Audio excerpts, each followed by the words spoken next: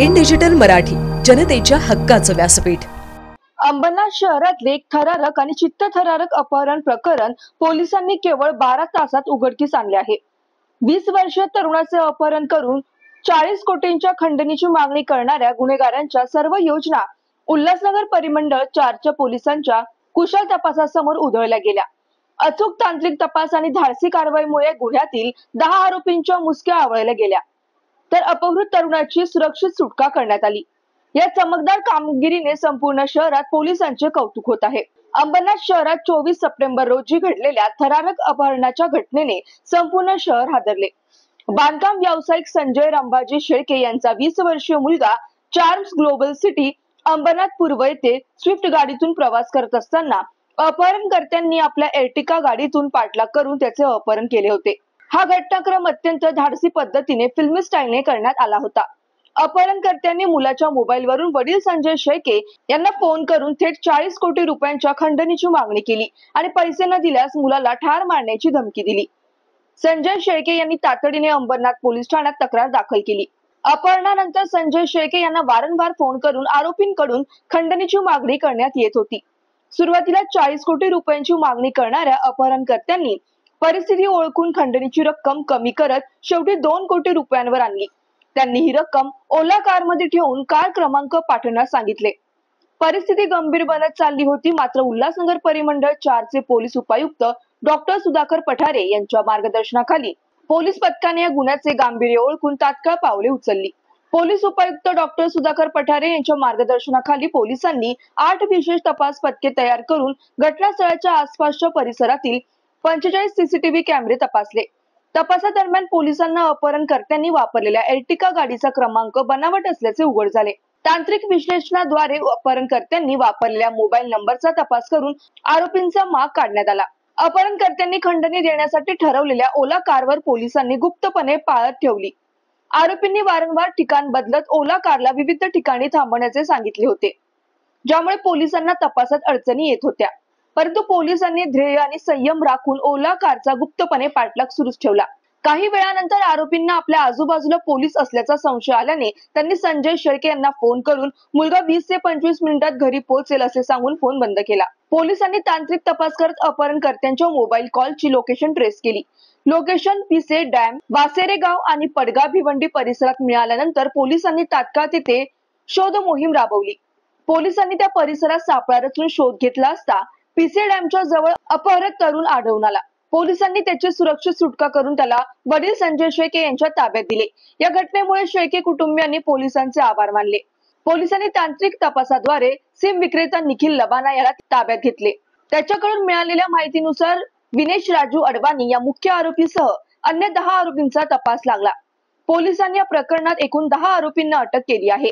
त्याच्याकडून एक KIA cars car, गावठी पिस्तूल, 3 कारतुसे, एअर पिस्तूल, एक धारदार लोखंडी सुरा, लाल नायलॉन दोरी, काळे मास्क आणि 5 मोबाईल फोन असा एकूण 12.62 लाख रुपयांचा मुद्देमाल जप्त करण्यात आला आहे। अटक केलेल्या आरोपींपैकी काहींची गुन्हेगारी पार्श्वभूमी आहे। आरोपी देविदास वाघमारे आणि दत्तात्रय पवार यांनी मुंबई महापालिकेत नोकरी देण्याचे आमिष दाखवून विविध जिल्ह्यातील उमेदवारांची फसवणूक केली होती। त्यांनी प्रत्येकी 8 ते 10 लाख रुपये घेतले होते, मात्र ते पैसे परत करण्यासाठीच त्यांनी अपहरणाचा कट रचला होता। पोलिसांनी या संपूर्ण घटनेत अत्यंत कुशल आणि धाडसी पद्धतीने कामगिरी करत 12 तासांच्या आत गुन्ह्याचा तपास लावला आणि अपहरणकर्त्यांना पकडून तरुणाची सुरक्षित सुटका केली। अंबरनाथ पश्चिम पोलीस स्टेशनच्या हद्दीमध्ये दिनांक 24 रोजी सकाळी 10:30 वाजता एका 20 वर्षीय तरुणाचं अपहरण झालं होतं। त्याच्यासाठी मोठ्या प्रमाणात खंडणी मागण्यात आली होती। यासाठी पोलिसांनी तात्काळ रिस्पॉन्स देऊन विशेष पथक स्थापन करून तांत्रिक विश्लेषण, सीसीटीव्ही अनालिसिस आणि टीम वर्क याच्या माध्यमातून विविध पोलीस घटकांचा समन्वय साधून यातील 10 आरोपींना 24 तासामध्ये अटक करण्यात आलेली आहे। त्यांनी या गुन्ह्यामध्ये वापरलेली शस्त्र, एक देशी कट्टा, 3 राऊंड, एक एअर पिस्टल, एक कोयता आणि वापरलेले 3 वाहनं जप्त करण्यात आलेली आहेत आणि आरोपींना पुढील 3 तारखेपर्यंत PCR मिळालेली आहे। विविध ठिकाणचे असलेले एकूण 10 आरोपी होते। त्यांनी मुंबई शहरामध्ये फायरमॅन भरतीच्या प्रकारामध्ये काही गुन्हा केलेला होता। त्यामध्ये त्यातील 2 आरोपी अटक झाले होते। त्या माध्यमातून ते कर्जबाजारी झालेले होते। त्यासाठी त्यांनी हा गुन्हा केल्याचं सध्या तरी आरोपी सांगतायत. या आरोपींपैकी तीन आरोपी हे त्या भरतीमधले फसले गेलेले कॅन्डिडेट देखील आहेत. शिवाय यांनी बोगस सिम कार्ड खरेदी केलं, ज्यांनी पुरवलं तोही आरोपी झालेला आहे. ज्यांनी शस्त्र पुरवलं तोही आरोपी झालेला आहे. ज्यांनी हे कट रचला त्यामध्ये पूर्ण सामील झाला आणि ही माहिती गोपनीय ठेवली त्यांनाही आरोपी करण्यात आलेले. असे एकूण 10 आरोपी आपण अटक करण्यात आलेले आहेत आणि त्यांच्याकडे सखोल तपास सुरू आहे. या प्रकरणामध्ये जसं पोलिसांनी समन्वय ठेवलंय त्यामध्ये ठाणे ग्रामीण पोलीस, ठाणे शहरातील विविध परिमंडळातील उपायुक्त, ट्रॅफिकचे पोलीस, गुन्हे शाखेचे पोलीस, गुन्हे शाखा घटक परिमंडळ 4, त्याचप्रमाणे शिवाजीनगरचे वरिष्ठ पोलीस निरीक्षक श्री भगत, किल्लाईचे वरिष्ठ पोलीस निरीक्षक श्री जगताप, सेंट्रलचे वरिष्ठ पोलीस निरीक्षक श्री शंकरराव अवताडे, विठ्ठलवाडीचे विशेष वरिष्ठ पोलीस निरीक्षक श्री पडवळ यांच्यासोबतच एसीपी कोळी या सर्वांच्या समन्वयामध्ये स्थानिक एसीपी श्री वराडे यांनी खूप मोठी भूमिका पार पाडली आणि यश प्राप्त केलंय. आपण जी काही माहिती विचारताय त्यासाठी SIT स्थापन आहे, तिकडे तपास सुरू आहे आणि निश्चितच ते आरोपी लवकरच गजाआड असतील. धन्यवाद.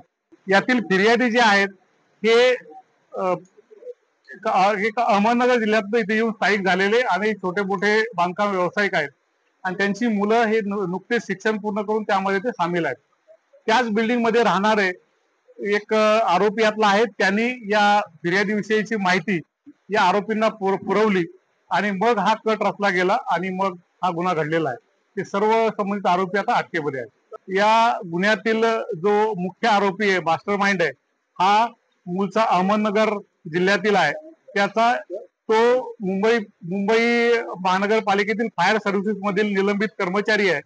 त्याचा 3 ते 4 गाड्या असं थोडा छोटा ट्रॅव्हलचा व्यवसाय देखील आहे आणि तो आपली मास्टर माइंड आहेत. त्याचे काही भाऊ देखील यामध्ये सहभागी आहेत. यामध्ये अहमदनगर जिल्ह्यातील काही आरोपी सोबतच जळगाव जिल्हा, नाशिक जिल्हा येथील देखील आरोपी आहेत आणि स्थानिक उल्हासनगर आणि अंबरनाथचे देखील आरोपी आहेत. जुनी रायवरील नाही, हे केवळ पैसे कमवण्याच्या उद्देशाने केलेला हा गुन्हा आहे.